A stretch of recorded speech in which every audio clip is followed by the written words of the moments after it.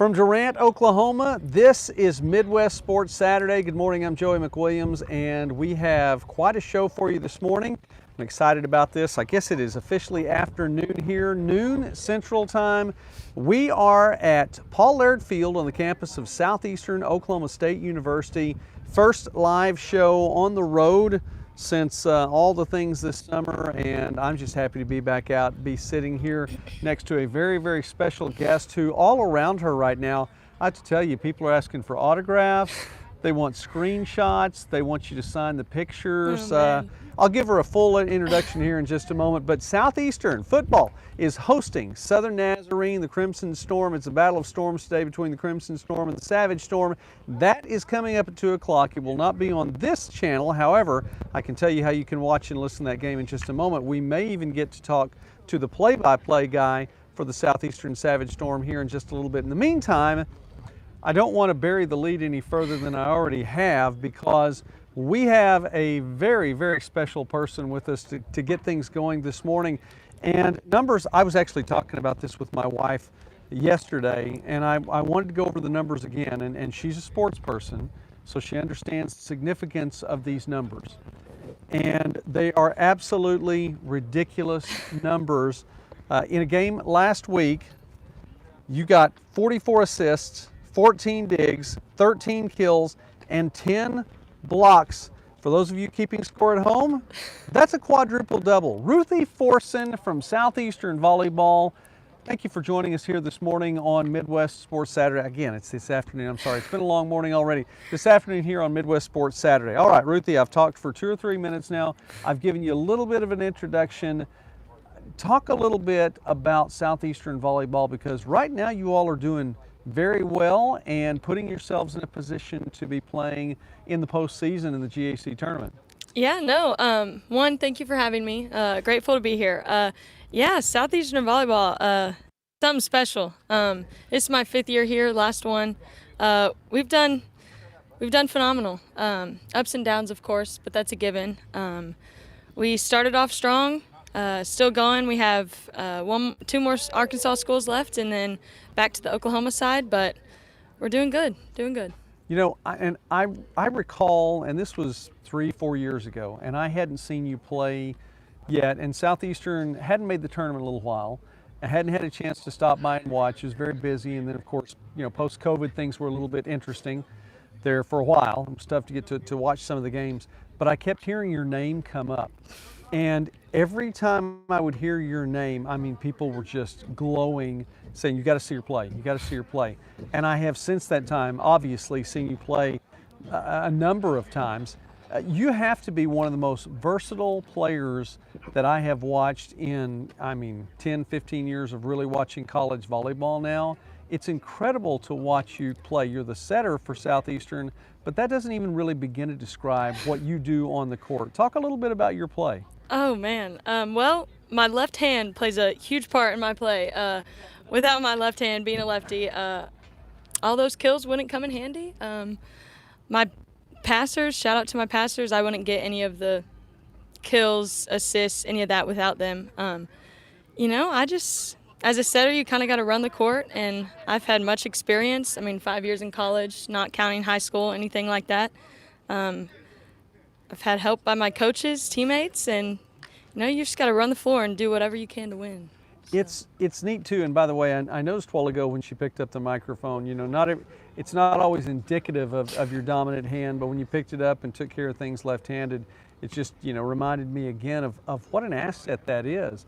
And I think realistically, and the sun may make me sneeze here in just a moment, it's a bright sunshiny day, but realistically, coaches, when they scout for you, there's no real way to prepare for what you're going to do.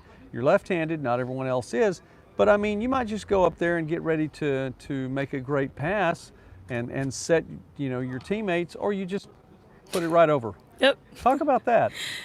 It's great. You know, not sure if Coach was expecting that, but she did, and I'm grateful she did. But yeah, it's fully the left hand. You just got to train it.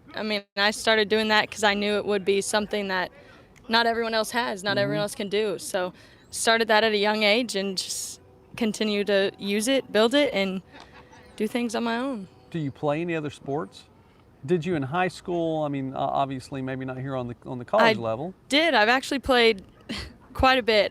Basketball, I played in high school, and then I played soccer and softball. Wow. So you've got that whole quadruple thing down. I guess going. so. You were foreshadowing. Yeah, I guess so. Yep, for sure. Okay. Well, I don't want. I want to talk about that too. Not just because. Well, I mean, these are some awesome numbers. And when I was talking to Mrs. Midwest Sportsnet, I said these numbers are just ridiculous. They're absolutely ridiculous. The AVCA Division II National Player of the Week this week for your work against Harding and Arkansas Tech. And talk about that for what that means too, because not just the conference player of the week, but the national player of the week. That brings recognition to you, your family, your school. That's pretty cool. It is very cool. I can't say I was expecting it at all. I had gotten the GAC Setter of the Week the day before that, and then Coach texted me about the National Player of the Year, and I was mind blown. I was like, no way I got that. But I mean, with those numbers, with how well we played as a team, I guess it shows, but I'm just grateful. It means so much to me. Again, couldn't do it without my teammates, my coaches. I understand. I'm just very grateful. I want to talk about all four of those numbers because I think each one of them highlights a different part of your game. And I think it really is, it warrants mention to think about it. 44 assists. So you're averaging, that's about, it's 8.8 assists per set. So that's a fairly decent number right there in a given match. And of course, 5-set match, you're not going to get all 25 points in that 5th set, although you all tried. Yeah, we did. It wound up being like 19-17, Yep. just kept going on and kept fighting off match point against Arkansas Tech in that 5th set. But to get 44 assists in a set, talk about that. 44 assists is huge. Just means my hitters are good, passers are good, but that is a very large number. Yes. I mean, 5th sets will help you out a lot because you don't get near that many in a 3-set match, but it's huge. No, huge. And if you do, then we'd be talking about that too. I guess so. If you're getting 44 assists in a 3-set match. That warrants a little bit of attention too. All right, let's see, 14 digs. You know, digs, sometimes I don't know how they happen, but they do. You just got to be prepared for anything, I guess. Do you, and again, realizing the rotation as it is and where you have to play, especially if the other team, if they're getting in system and you recognize, okay, they're putting themselves in a position to make something happen here, do you try to adjust to that or do you just try to stay home and you pick up the digs as they come? You really just got to stay disciplined. I mean, we switch defenses a little bit based on the hitters, but you really just got to stay disciplined and be prepared for whatever. I mean, if they throw in a tip, they throw in a roll, they swing hard, you just got to be ready for whatever. All right, 13 kills, which if you're familiar with volleyball, then you know that's a big deal for a setter to get 13 kills, which, by the way, 13 kills and you hit 300. I mean, it wasn't like 13 kills and she was just swiping away at everything and, hitting like 067 or some number like that. 13 kills and you do it hitting 300 in the match. Were a lot of them just being right up there on the net and going? Yes, I do prefer when they're right up on the net. I definitely tell my passers to get me on. So you just, on a good pass, you just got to go for it. Be confident in what you do. And all right, you're 5'10", which, and sometimes some of the volleyball players that I have come on here with me are taller than I am, but I'm 5'10". We verified that the other day at the hospital, so I am indeed 5'10". So you're not taller than I am, but it still makes a difference when you go up there to the line that it's not you're a setter and you're 5'3", because when you're up there on the net, I mean, that would become a major challenge. You had 10 blocks. That's a huge number for that's a huge number for a middle. It is huge. So how'd you wind up with 10 blocks? Honestly, I don't know. Still don't know how I did it. Our blocking was just spot on. Makira, our middle in that game, had 12 blocks. So I think our blocking was just spot on. Found the ball. Our assistant coach, Carmen, has been big on our blocking. So we've been working on that nonstop. You just got to go up, get the ball, gotta want it. You don't want them to hit around you. So. Well, and listen, by the way, we're visiting here with Ruthie Forson on Midwest Sports Saturday, and I don't want anyone watching to think, well, your entire career, 5 years, should be boiled down to one game. So that's not where I want to take that at all. But I think that the one game warrants mention in such a way because, I mean, have you ever seen anybody or been around someone who had a quadruple double? I have not. I did not even know it was that possible. It's and I got to looking at it too, and when I first looked at the numbers, and I wasn't looking at it right, and obviously I think there were like 30 attacks, and somebody had said something about a quadruple double, and I hadn't looked over at the blocks. Yeah. So it's like, really? I mean, come on, that's kind of mean to throw that out there and talk about her attacks as being a quadruple double. Surely she can get that. But then I got to looking on down and went, oh. So yes, it is a big deal. I want to go back to then and mention this too, because you are an incredibly versatile player. And with the left hand, but with what you do at the net as well, it's tough for opposing coaches to scout you properly. It's one of those things. I'm sure that there are a lot of coaches in the Great American Conference that are glad that this is your last year. This is officially your last year, right? It is. Okay. It is. So there it is, coaches in the GAC. It is officially Ruthie's last year. Talk about what that means, because you have an added bonus then that other teams have to deal with, and the only way they're going to find out is if you get out there and play them. Yeah, I mean, I kind of like it. No one knows what to expect. I wish I had more years, because I wish we could just keep on going. But no, I mean, I've heard of some coaches that don't like playing against me. I mean, I probably wouldn't want to play against myself either. But no, it's fun when you don't. I mean, sometimes I don't really know what I'm gonna do. There we so go. You just, now, see, I like that. You just do it. That is a good, honest answer there. Yep. I'm not sure. Just get up there and get up there close to the net, and you just see that opening and go, okay, we'll just tap see if that it works. one over and. Oh, excuse me, left-handed. Yeah, Tap right. that one over and, Yep. and go from there. You can tell I'm not left-handed. That's all right. Okay, well, listen, Ruthie, I appreciate your time today. This past weekend, you just got back from Arkadelphia, dropped a couple of 4-set matches on the road against both Washita and Henderson State. How do you look ahead from that, and what is really the mindset now for the team pushing towards getting to play into middle and late November? Yeah, we kind of had a tough weekend. Didn't turn out how we wanted it, but we learned from it. Looking forward, moving on. I think our mindset, we talked about it last night, is just why not us? Like, why don't we go all the way? Nice. Why don't we, beat everybody out, get the ring? Like, we all want that. So why not just do it? And I think that's our mindset going in. We all want it super bad. We want the tournament. We want to beat the Arkansas schools. We want to come back, beat the teams we lost to the first round of Oklahoma schools. So just mindset is one game at a time, one day at a time. All right. Well, why not them?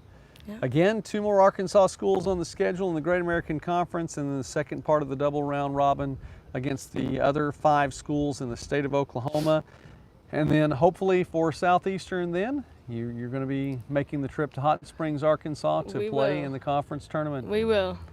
All right. And by the way, that's one of those things too, that you put yourself in a position. That's really all it takes. You just have to get there. Yep. Because I don't know of too many schools that look up and they want to see that they've drawn the Savage Storm in the first round of the conference tournament. Right.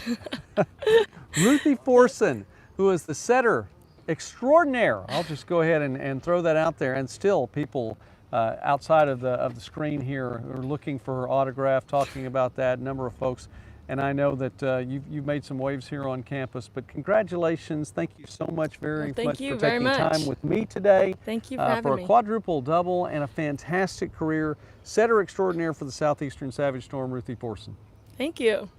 All right, I'll take your mic and we will get ready. We're going to get to visit with some other folks today, and I know you've got a lot to do. I think you're heading off campus now, so Going home. go Savage Storm. Be sure and listen to the football game on the road. All right. All right, Ruthie Forson from Southeastern's volleyball team. You can go ahead. Yeah, it's fine. Step on up, and we'll have some more guests coming up. Really excited to get to have her here today. And what a privilege and a thrill to get to visit with someone who has already made a mark on Southeastern volleyball. There's no question about that. But as the mark continues now maybe to be scratched just a little bit more indelibly in the record book, and I think anytime you have a quadruple beside your name, there's no way to get around that. It is indelibly in the record book. We have a lot more to talk about here today on Midwest Sports Saturday. Wanted to say also that today's broadcast is brought to you by the Choctaw Nation of Oklahoma.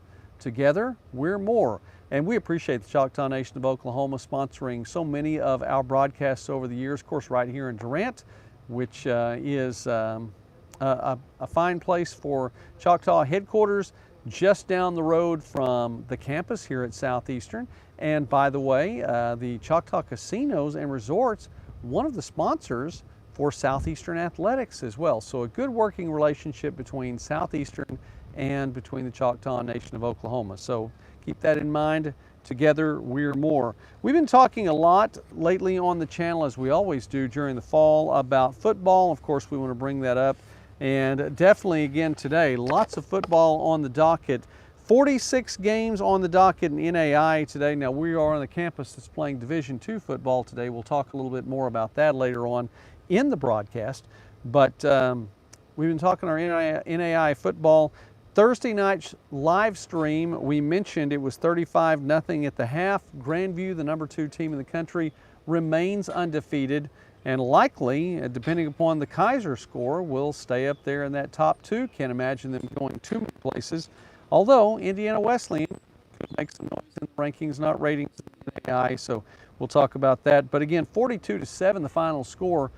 Coach Woodley called off the Dogs in the second half, and it was a lot of the ground game for the Vikings. They put up a 42-7 score. Grandview now 10-0 all time in the series against Central Methodist. This one was on the road in Fayette, and Grandview going to 10-0 all time there. 6-0 on the season, 2-0 in the Heart North.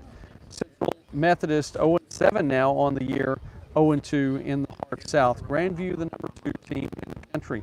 A couple of games today that I think are worth mentioning, and we'll, more than 2. We'll start off with a battle of unbeatens. Kaiser, the number 1 team in the country after having their game canceled last week, goes on the road today to Lakeland and will take on Southeastern at 4-0. Both teams at 4-0. Kaiser 4-2 all time. You walk on through, it's fine. Are you live? I'm live, yeah. But it's okay, I like the life. Come on. Kaiser 4-0, Southeastern 4-0. Kaiser 4-2 all time in this series. Won the game last year 51-21. That was in 2013.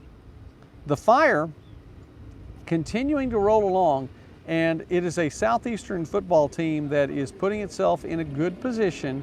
Kaiser, however, 2 wins this year over NAI programs, 2 wins this year over Division II programs. As far as I'm concerned, and I know what my vote was in the NAI F-ball media poll, I did have Kaiser at the top, and I think it's one of those things.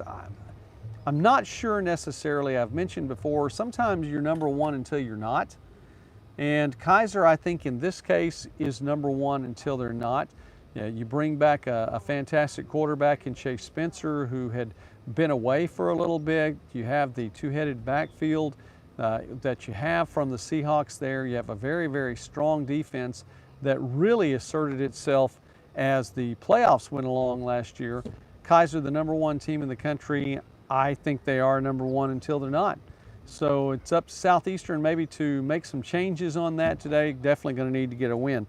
Another game that is worth talking about today and worth mentioning, and I think this is one of them that I definitely have been keeping my eyes on, and I think we all should as well.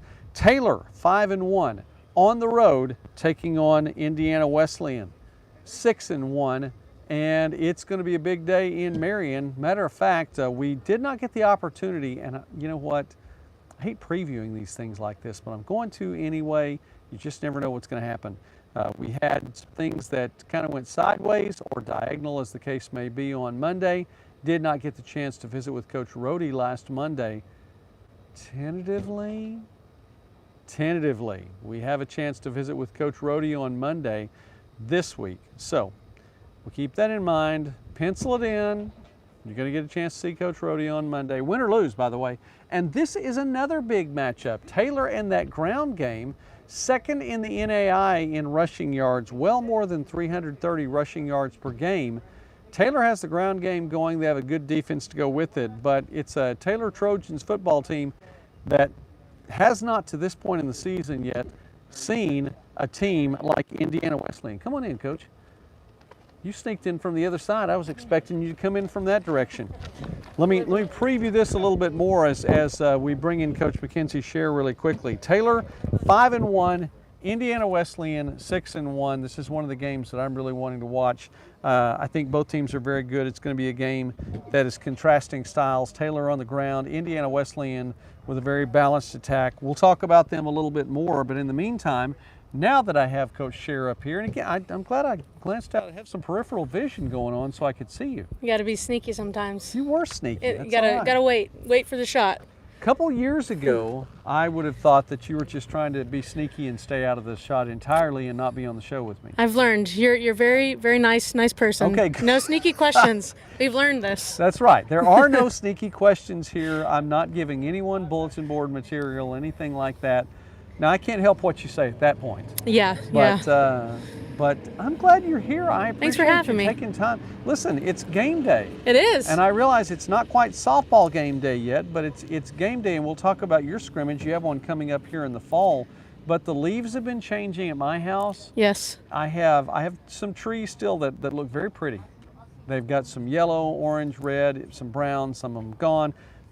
I understand what that's like. These leaves changed a long time ago. Yeah. It went from blonde to, thank you, winter's on the way. Yeah. But fall is not the time we talk about softball all the time. So Right. talk a little bit about softball in the fall. Hey, we're really excited. We've been having a good time. We have a lot of freshmen, a lot of newcomers that are intertwining again with our returners, and it's just a good vibe. It's been a good vibe, and like you said, the weather's changing. It's sweater weather, right? Mm-hmm. And so it's always curious to me why we don't play during this time sometimes, because February, March is a little brutal, but we're enjoying it, so it's been fun. Do you have a January game this year? We don't, no, Okay. thankfully. I think our first one, though, is probably the third week of February, so fingers crossed that something happens and it's a little bit warmer for us.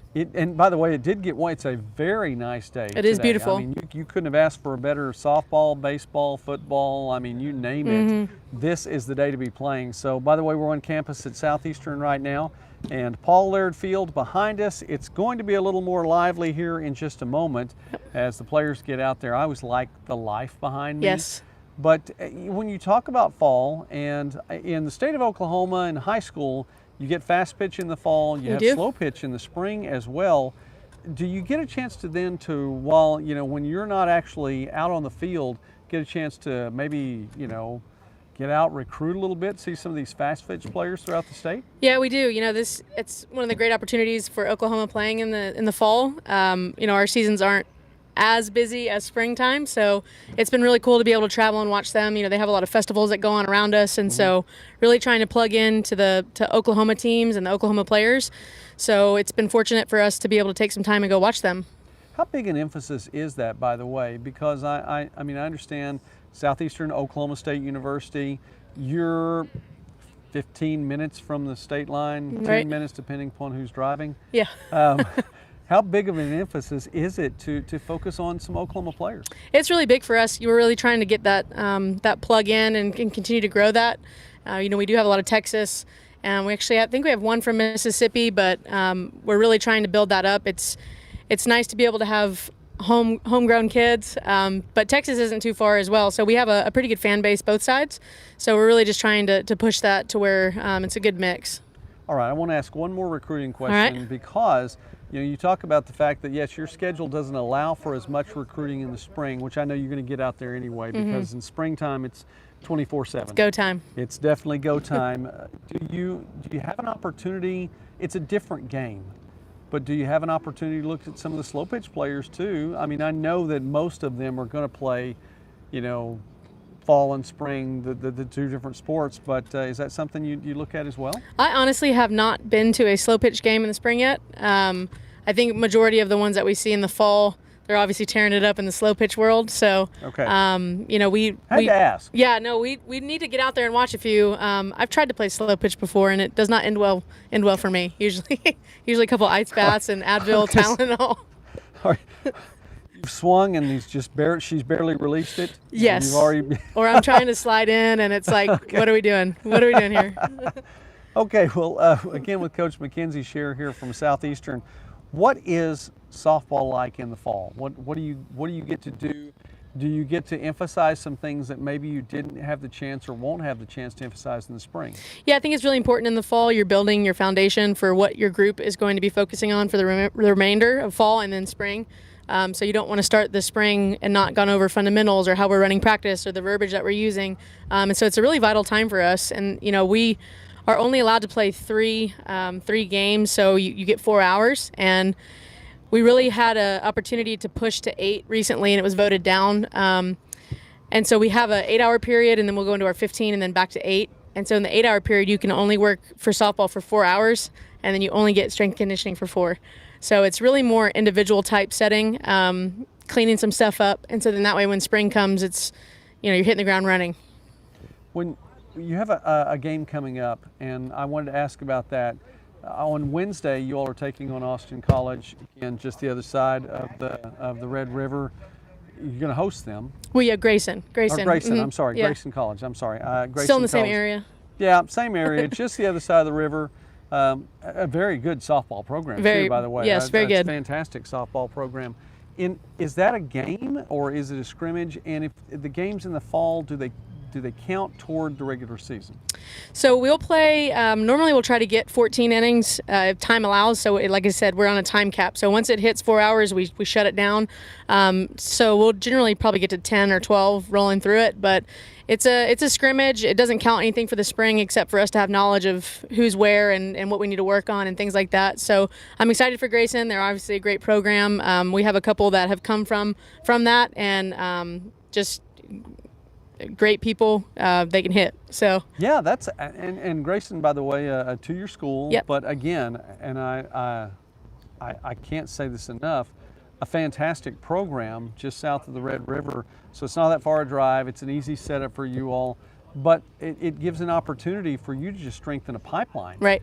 Because it's really neat to get to see when you look at the rosters and getting to, especially when you get into the later part of the season, when I get to call a lot more of the games. I don't get to call as many of them during the regular season, but when you all get to Bentonville, Right. and you're looking through the roster and you're seeing certain schools that, previous school, if it wasn't the high school, so often you're going to get a 2-year school, and then you're going to see like 4 or 5 names with that same 2-year school there. Yes. And so you can see that there are some pipelines like that. Talk about being able to establish something with a school like a Grayson or wherever else. Yeah, it's really important. I feel like Grayson, Murray State's right, real close. There's Also a very good softball yeah, school. yeah, definitely. And there's a few more that we've, spoken with. Seminole State, we've kind of connected with a little bit. But I think it's really important because you need to know the coaches that are running the programs because those kids are an extension of them. And so when they pop into our program, the right fit. And you can have a lot of 2-year players that are extremely talented, but maybe the culture is different. And so when you're talking about Grayson, Murray State, those schools around us, building a relationship with their coaches as well, so you know how they operate and how they run things, and then what you're getting when they come in. So. Absolutely, that's really cool. It's nice to have relationships are important. Yes, very, very important. Which gives me an opportunity to segue right now. Relationships are very important. I realize it's been, I'm not going to say well documented, but it's been documented on the YouTube channel here, which by the way, if you have not already subscribed, please subscribe to the channel. You also can be a member now of the channel. Yeah, it's now granted it's a little monthly thing, but subscriptions are free, but we wanted to give people an opportunity to sow even a little bit more into what we're doing here, Division II and NAI, lots of small college sports. And someone asked me the other day, do I cover all sports or do I just cover football? Here we go. We cover all sports here on Sportsnet, and Coach Scheer is a friend of the channel. But to go back to what I was mentioning there, you know, as to how important relationships are. It's been documented on the channel. There was an absence for a while where I was not posting new videos, and the reason being is that it was a health issue. And without going into that too much, there's actually a video online if you want to watch, and I get a chance to thank God and all the people around me for all of their help during that time.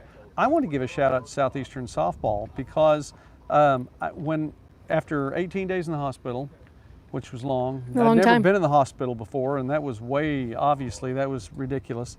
And then coming home, and I specifically went, my 9 months pregnant daughter, who by the way, we now have a very beautiful grandson. Congratulations. Thank you very much. He's so cool. He's Samuel Joseph. We did get can't even say enough about that. But anyway, drove us home. I got from her vehicle to my couch, and that's where I stayed for the next like 2 to 3 weeks and didn't get up much there at all. But in the table in front of me on my couch was a note and a card that got sent to me from Southeastern Softball. And it had cards. It was a very nice card. So many things, I mean, in just the card alone. But each one of the softball players wrote a note to me and gave me something to talk about that talked about strength and talked about healing and talked about you can do this. And it meant so much to me that will always have a place in my heart. But I just want to give a shout out to the entire Southeastern softball team because it did. And those are the things that make, they're life changing. You know, relationships are important. They're very important. It's my channel. I can go on for as long as I want to, so that's all right. But they're life changing. And those are the kind of things that help you get up off the couch. When you don't know if you're going to be able to ever get up off the couch or whatever the case may be. So I wanted to give a shout out to you, to your coaching staff, and to your players. I know we spoke the other day, and I was so thankful to get to speak to them personally. But I so wanted to be on record to say that Southeastern Softball is about relationship, that you all go above and beyond. Didn't have to do that. But you did, and it meant so much to me and to my family, and there just will always be a place. So, Coach, thank you for being a part of my life and helping me get better where we get to sit out here today. Thank you for being a part of ours. I talked all that much, and I didn't give you much chance to talk. That's I'm sorry. all right. But again, hey, listen, it's the internet, it's my channel. We can go on I probably need to stop at game time because I don't know that I have the rights to broadcast the game. Hey, we can block them off. We can see some tackles coming back here. It's a different angle than what they're going to show you on the Southeastern Sports Network. So it's a good angle. And by the way, the Manning cast is on ESPN too, so I bet they have the rights. They could. I don't know. We could do a Manning cast thing. We could do it. That could be. Okay. Before I let you go, Southeastern, and we may, if. Okay, there he is. All right, just make sure. Off screen, I saw the color guy for Southeastern. I was making sure the play-by-play guy was going to come in too. So not that, it's no big deal. We can have either one of them. It's game day today. It is game day. It is game day. It's a good day for game day. It absolutely is. Do you get a chance to watch much football? I do. I actually love coming to our games. The energy is really great. The atmosphere, not just the student athletes, but our athletic department is awesome, and so it's fun when we have time. I love coming to our games. Football, volleyball, baseball. We don't really get a chance to much for baseball because we're normally playing at the same time. Well, and don't you still have that opposite schedule we do. with the GAC? Yeah, we do. So if you're playing at Ouachita, they're playing Ouachita at home. Yes. So, okay, yeah. Well, I can see how that would happen. But, it is game day. So Southeastern taking on Southern Nazarene. Yes. I'm not calling this game, so I can pick it, but I wanted to see, do you have any wise words? It's a battle of the storms, right? And there's only one storm that's big enough, and I think it's ours. It's a savage storm? It's a savage storm. All right, we'll go with that. That's cool. Coach Mackenzie Scher, thank you so much. Thank you. It is always a privilege to visit with you. I know we'll get a chance to visit again before softball season starts, and then hopefully 2 or 3 more times in the spring. Love it. Thank you for having me. Thank you very much. All right, Mackenzie Scher, I'll go ahead and take that so you can go on your way. Hey, listen, we've had a jam-packed show already with Ruthie Forson, Mackenzie Scher here on the channel, and we're about to get Jay Lindley whenever he ambles over here or wanders in. That's okay. Whenever he shows up, we'll get him. And Jolie, my production assistant, you can go tell him we're ready if that's all right. All right. Well, we'll wave to him, and I guess it's okay. No, he's holding court over there. Okay, let's talk here really quickly then about NAI football because I know he's not gonna talk NAI football. I'm gonna say really quickly, Taylor Indiana Wesleyan. Watch this one closely. Indiana Wesleyan with the win last week over Marion, 77-21, a top 10 matchup that was just a blowout. They do the same thing to Taylor today, and you could see Indiana Wesleyan creep up above either Grandview or Kaiser. I still don't think it's going to happen. I think Kaiser wins, Grandview wins. You have to keep it there. And the thing for Indiana Wesleyan is just win. Also, from the GPAC now, Durant, number 4 team in the country, 5-0, 5-0 in conference play, taking on Dakota Wesleyan in South Dakota. Dakota Wesleyan 2-4 and 10-6 all time in this series, but Durant won 23-12 last year. It is it's a nice offensive effort from the defenders. It's a strong defensive effort from the defenders, and it's one of those things. On the show Thursday night, we said we're taking Durant. So make sure Okay, microphone is on now, so we're ready for Jay whenever he's ready. So when he comes on over here, we'll talk a little bit more about Southeastern Storm football. Wanted to also give a shout out to the sponsor for today's broadcast, the Choctaw Nation of Oklahoma. Together, we're more. We appreciate the Choctaw Nation for sponsoring this broadcast. And Jay, your mic is ready. Come on over here, sir. We've got you ready to go. And I didn't know that. Well, that's okay. Get your handlers in line. I know. As I've been she's told, not only my handler, you now have but a handler. She's not only You're my big handler time. today, but she's my production assistant too. So she's wearing more than one hat. But I said you were holding court over there when I looked I don't over. know about you holding were. court. I mean, just telling, and all the guys wandering We were having around. some fun over there. Okay. We had some funny stories. Jay Lindley, play-by-play man for Southeastern Savage Storm, has been for a number of years now. Someone with whom I've worked in various capacities for a number of years as well, and we've called our share of Southeastern games on top of that. I've grown the beard out a little bit now since the whole hospital stay. And I was going to say, I wanted to ask you. I mean, I haven't seen you since you OD'd on Ozempic, so I wanted to see how you were doing. Not what happened. I mean, you can tell he's a lot lighter than that. Like, I need to figure this out. Hey, listen. I'm going to go on the Joey Mack weight loss Let me tell you plan. something. I mean, 0 stars, do not recommend. Absolutely. OD'd on that one. That was funny. as soon as we talked, cleared that out in my head. Well, I I was love just you. going to say, love I you. didn't realize that I had some gray in the beard. I'm trying to match yours right now. Yeah. Well, This is actually ultra blonde. This is what you call 25 years of media. This is what happens. That'll do it? Yeah, pretty much. Okay, well, this will do it, but this is also called That's 31 years 5 of marriage kids. and 5 kids. Yeah, so yeah. That's how This that is the media side. I don't have the kids. Okay. They're good. I mean, I get the opposite there. Southeastern, it's game day today. I love it. This is such a beautiful day. It's perfect for football.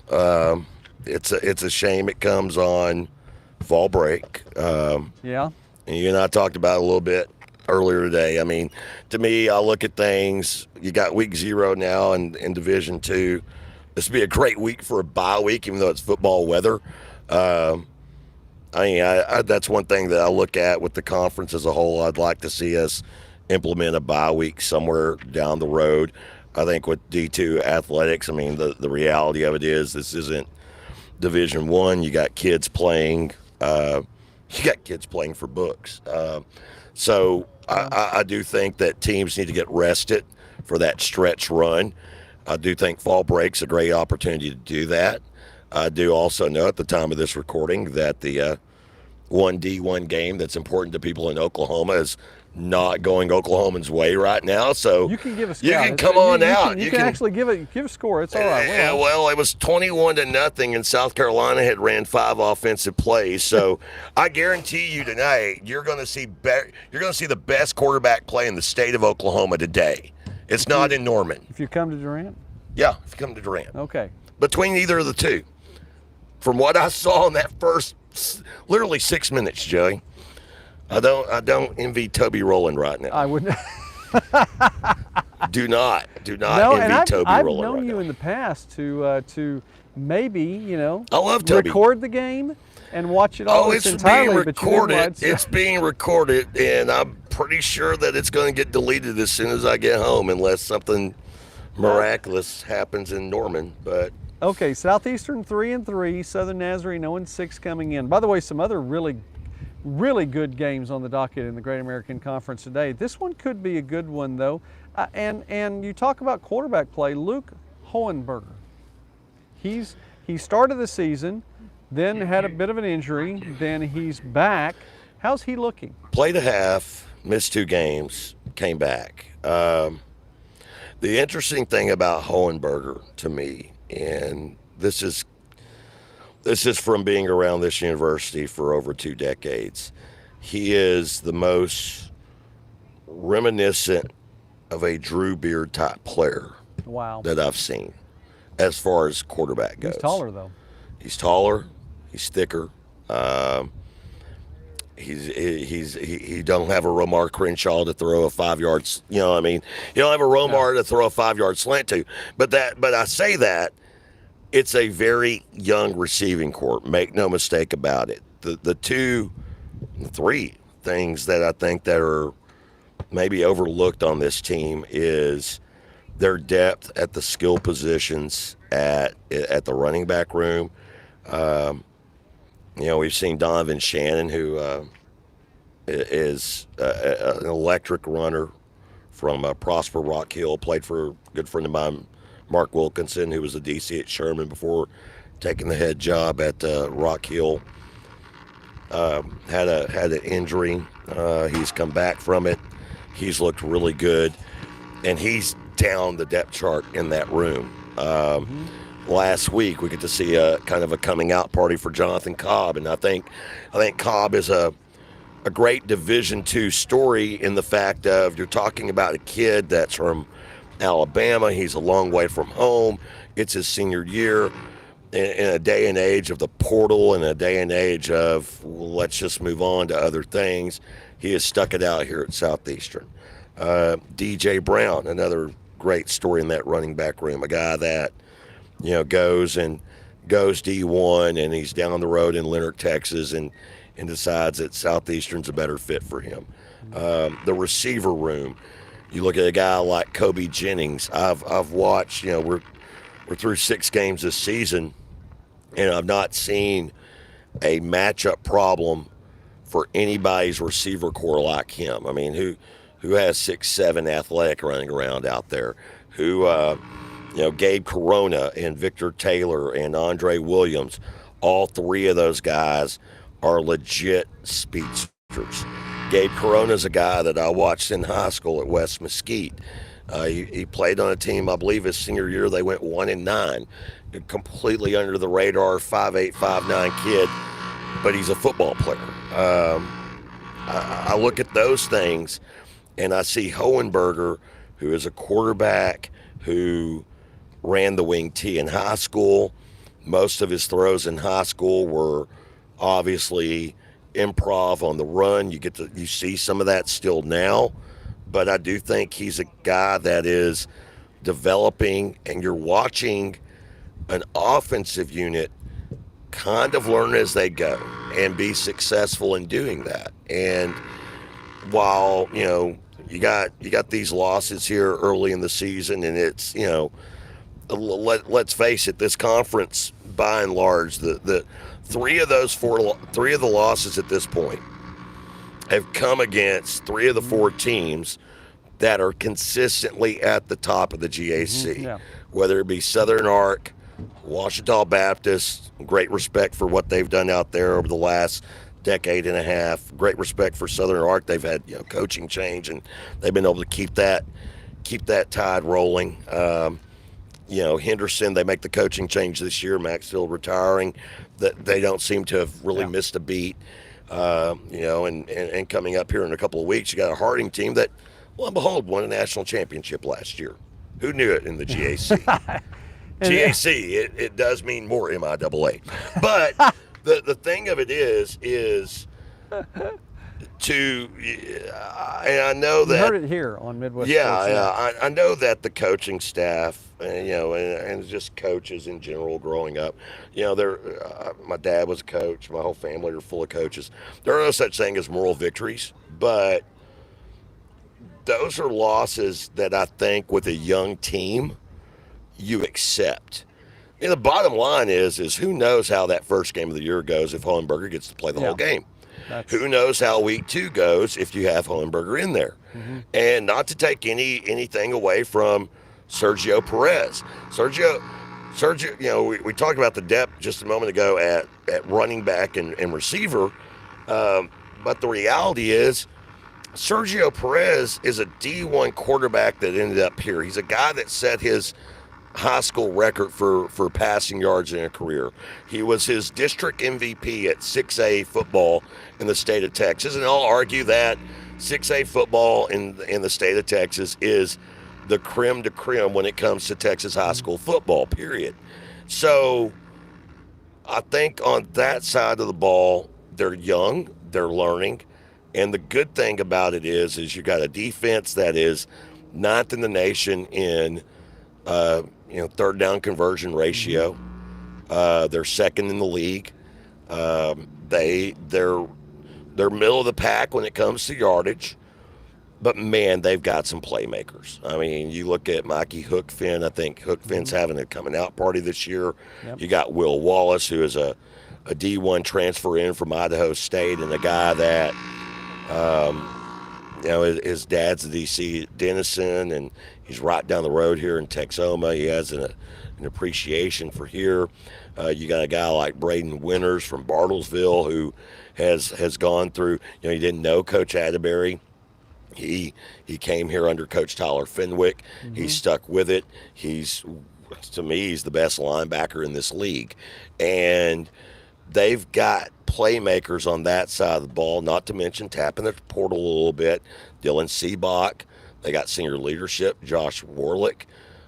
They've just got some guys, and I'd be remiss if I didn't mention Jordan Hood.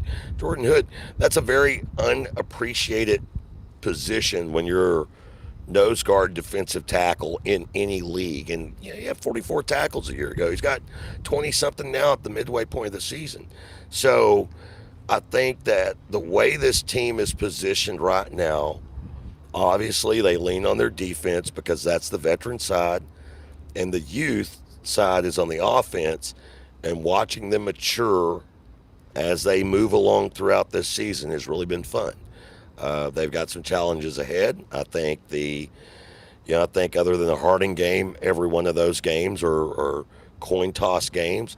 The Harding game going there, weird night, Halloween night, which looking at you, Cersei, I find it weird you're having a game on Halloween night. But with that being said, I digress. Heard it right here. I digress. But with that being said, I mean, that's obviously the big one. I mean, they're the national champions, and they're national champions for a reason. And they deserve it. They do. And they've instilled a program there. They've built a culture there. They're really, I think the misnomer on Harding this year is I think their defense is better than last year. And that's impressive to say. Something. I think their defense is actually better this year. I mean, watching the way that they literally dismantled Henderson, that told me what I need to know about Harding at this point. I think the league overall, I think the league is fairly top heavy, and I think Southeastern, if they can finish the season strong, they have an opportunity to say that they belong in that upper echelon in this conference. Absolutely. And sorry, I took over your show there for a minute. That's all right. I love you, Joe. The Jay Lindley broadcast here on Midwest Sportsnet, which it was only a matter of time. Some hot sports opinions. That's exactly right. We covered your Ozempic OD. We covered the Halloween. we covered a lot of things. We're good. Well, I appreciate having you on the broadcast, and a personal friend, but also a friend of the channel too, and I appreciate that. Listen, we're starting to wrap up a little bit because I know you have things to do. You actually get paid to do one of these jobs, and we're not paying you. Yeah. So this is all unpaid, unfiltered opinion, folks. Yeah. We're not paying Jay, not for this broadcast. Maybe someday, but today's not that day.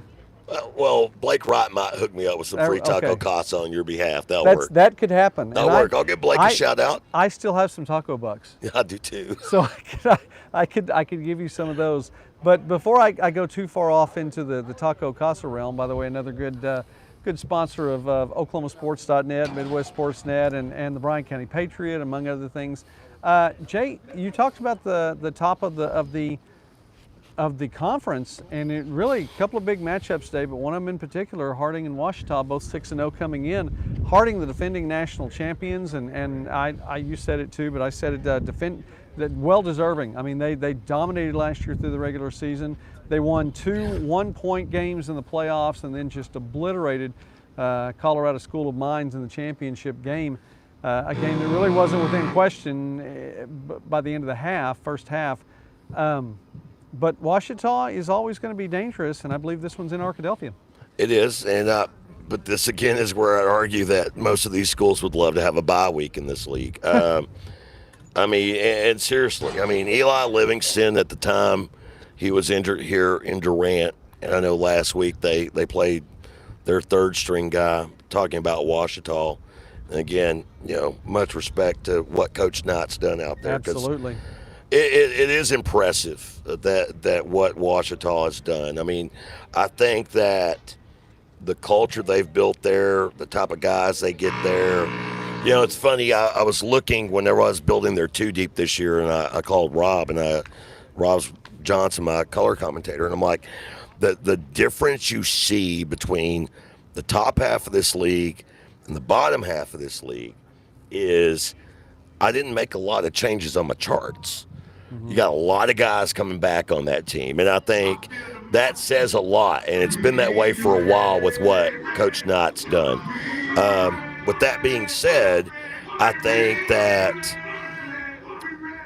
if Livingston doesn't go today, who was a guy that when he came here to Durant was their top rusher, one of the top 5 rushers in the league, it's going to hamstring them on offense. And with what Harding is good at, the thing that Harding has really perfected in their time of running this wing T flex bone style offense, bottom line is you better be really good on 7 possessions, because that's all you're getting. I mean, if you want to keep up with them, you're going to get the ball 7 times, and you better find a way to put points on the board. Because you can stifle them, but they're going to get their 21. Yeah. And you have 7 shots to get 21 at exactly. least. Yeah. And you that's better make your extra and points. That's how I feel about it. I mean, like, I know we took some shots on the D2 message board last year about Harding and Rob saying a high school offense. The wing T is a high school offense, no doubt about it. But they've gotten to a point where they run it so efficiently. We were giving it a compliment. They gain 3.5 yards every time they snap the ball. And in doing so, they don't have to have a home run. And as an OU fan, I'll go back to the game that Army is in Norman 4 or 5 years ago and should have beat OU. And at this level, you don't have the only reason OU won that game against Army 5-6 years ago, they had more athletes. At this level, it's a lot more even. And that's where Harding, I think, has an edge in this game, is unless Ouachita can figure out a way to put points on the board on 6 of those 7 possessions, they may have as long of an afternoon as Henderson had a couple of weeks ago. Seriously. Yeah. I think they're good defensively. I think they're maybe better defensively than Henderson, talking about Ouachita. But Harding has got their system down to such a point that they're dang near unbeatable in this league. They really are. Henderson State, Southern Arkansas, neutral site today, the Murphy USA Classic in El Dorado, Arkansas. Both teams 5-1. Very briefly, but what's your take on that? Man, I just like Southern Ark. I mean, that they're watching, they've always had, to me, like defensively, I think they've always been underrated because they've had some really good offensive players, really good dual threat quarterbacks. But I think their front seven year in and year out is like in the top 4 in the league as far as production goes when it comes to sacks, tackles for loss, that sort of thing. So I kind of got to lean that way. Okay, I'm going to go with Jay on both of these. I'm going to lean toward Harding. I'm going to lean toward Southern Arkansas as well. Then I'm going to throw one out there that Jay's not ready for. Just going to do this just OSU because. BYU, I can give you. I'm not. We're not talking about that game Hey, today. we can live in misery together That's today. right. That's probably the case. At least my game was over with 6 minutes to go in the first quarter. You wait till the very end. No. Hey, listen, I'll switch to my other Orange team today and say it's the third Saturday in October and go, the Vols have a chance. So they do. The Vols have a chance. I realize, I mean, my degree's from OSU in Stillwater, but I've been a volunteer fan for 40 years. When you said Orange team and T, I got scared. I thought you had turncoated on me. No, that's not going to happen. Volunteer Orange and America's Brightest Orange are the only two oranges out there. If you're burning stuff to get your orange, I don't think we need that orange. My comment on all that spin is orange is the color of convicts, and I don't care what shade it is. Okay, I'm gonna. There we go. I'm gonna rein this one back in just for a moment, and we're gonna go NAIA just to throw Jay completely off, because I know you're gonna call a game in a little bit, so I'm gonna let you go. I'm watching Kaiser and Southeastern, #1 team in the country. That's one of the watch we're watching. We're watching Taylor and Indiana Wesleyan today. Indiana Wesleyan #3. Taylor's got a great game, and they're doing well this year. The other game I'm watching really tightly is number 23 Friends on the road at number 21 Southwestern, both in the southern portion of Kansas. Friends from Wichita, Southwestern from Winfield. They're pretty close together proximity-wise. Both 6-0. They're likely is a playoff spot on the line today in this one for the winner of this game. Friends is running like it's a Harding type offense. They're putting up 446 yards of rushing offense per game. #1 in the country, and they're just behind a pace of they could get 5,000 in 11 games prior to the playoffs. Southwestern, balanced offense, great quarterback, can throw the ball, can run the ball. They've got a what's good Friends' defense like? That's my question. It's solid. Okay, so one of my best friends, Ty Roth, lives in Wichita, Kansas. So I'm already leaning. Have a connection. I'm already leaning toward Friends. We're friends. Checks 2 boxes. I mean, you caught me off guard. I did it on purpose. And I'm going to go back to what I said. And by the way, it's not. Don't think for a moment that Jay hasn't caught me off guard on a live broadcast before. Like 5 times today. Yeah. I'm going to go. I mean, not really knowing, obviously. I go back to what I said earlier about that style of offense at this level of college football. You're not able to out-athlete. Yeah, it's very even, and that offense. Hey, let's face it. This game today, Southern has, a couple of years ago, in the last 2 years, Dustin Hada had the quarterback that could run that offense, and he made Southern Nass very competitive. It's an offense that you don't see. It's not something you see every day. Quite frankly, in some cases, it's not an offense that draws a lot of recruits, because especially from receivers and things like that.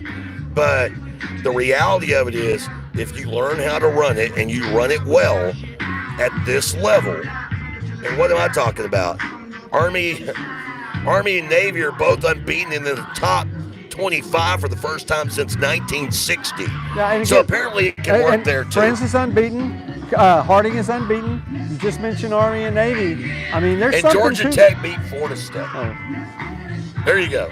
All right. I gotta go to work, Joey. I know you have to go to work. Let me close this out really quickly. Jay Lindley here. I'll go ahead and take the mic. You got to go to work. That's fine. We're going to wrap up here from Paul Laird. But don't act like, Jay can't act like that I just made him keep talking. No. I took over the show. Okay, then that's all right. That's okay. We'll see Get you up there in a moment. We'll stop by and see Jay in the press box here in just a moment. So anyway, we're going to wrap it up from Paul Laird Field. I'm just happy to be out and about right now. I want to say thanks, by the way, to the Choctaw Nation of Oklahoma. Together We're More for helping to bring us today's broadcast, to my production assistant and personal handler today, Jolie McWilliams. I want to say thanks to Jay Lindley, to Mackenzie Scher, to Ruthie Forson for being on the program today. There is a lot of football to watch, and we are going to be watching it with you.